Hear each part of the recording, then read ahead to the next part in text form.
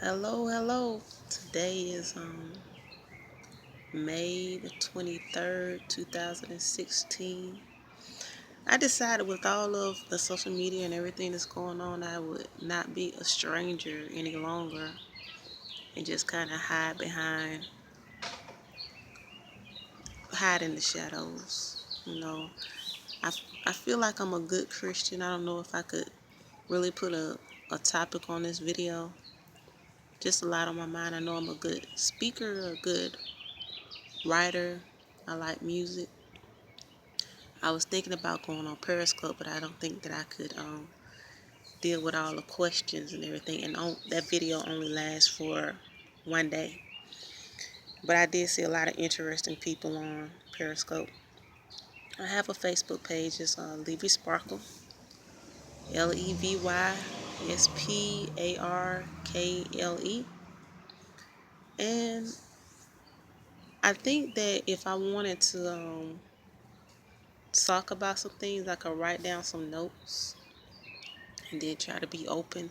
Because once you put it out there, there's no going back unless you like go back and delete the video. But I don't really plan on doing that. I had to step out because my mom and my brothers are in the house cleaning up, doing a lot of yelling or whatever.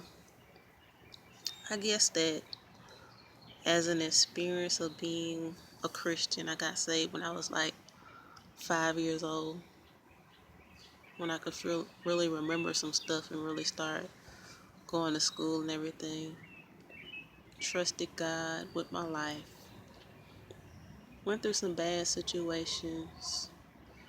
Nothing like molestation or whatever, but just basically poverty.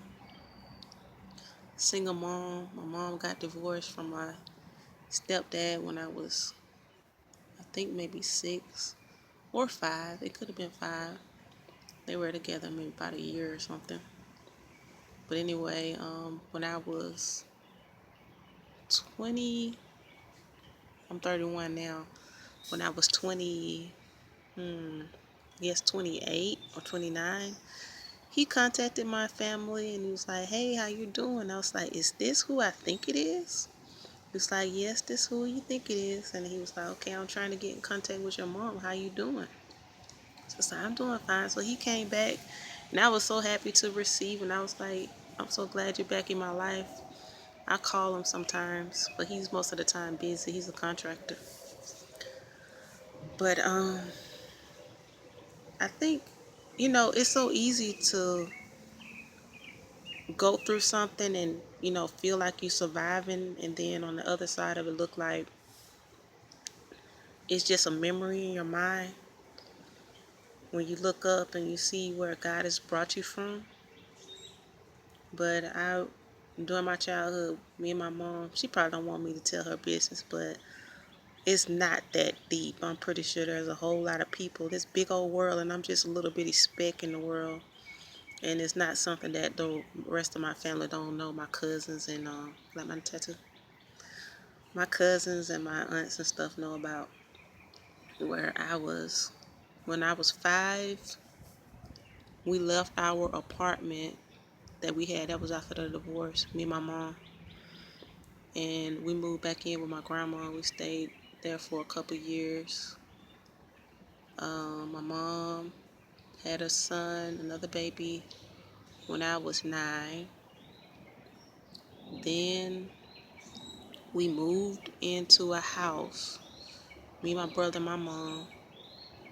And from 9 to 13, we were in that house, but then we got evicted because my mom couldn't pay the bills. She was a single mom trying to keep everything together. I don't know how that happens, but I can kind of think back to it and be like, why didn't you save money? Why didn't you do this? We lost cars. We had lost maybe about 3 cars up to that point. But I guess, it's not, if I look at it and say it's not the money, because she had a good job. She was working for the IRS. It's not the money, it's the stress. Maybe she was lonely trying to raise 2 kids on her own. But anyway, while we were at that house, she had another son. And So we're all at this house between 10 and 13. I didn't get my boobs till I was 13. I was flat chested all the way up to then. Then I got my period and my boobs at the same time. But anyway, let's see.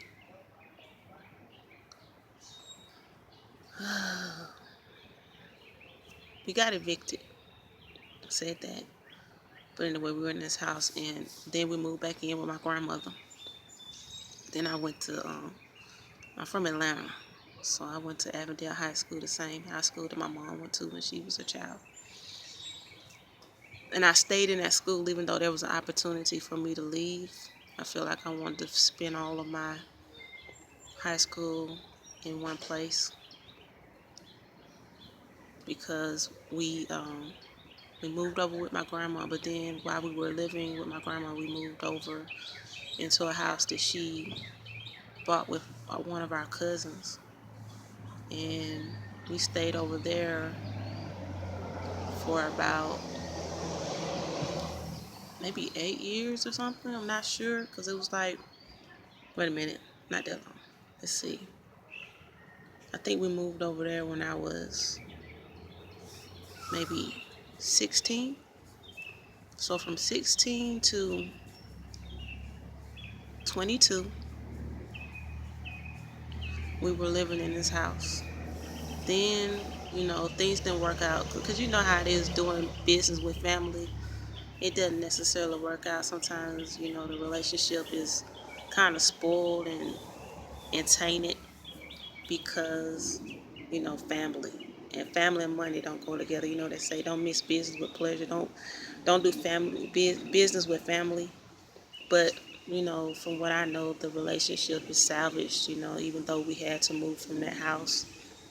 And then from that house, we moved in with my mom's baby daddy, the last one baby daddy. And we moved into an apartment. So I had like a rocky childhood just because I couldn't find stability at home where I would, be able to sit down and not worry about whether or not we were going to be evicted or if the bill collectors will call because the bills will constantly be coming in the mail. They send final notices. This is the final notice. This is the final notice. And they keep sending those. And my mom would just, dismiss the bill. She get stressed out or whatever was going on. I don't know. I was just a kid. And she didn't pay the bills.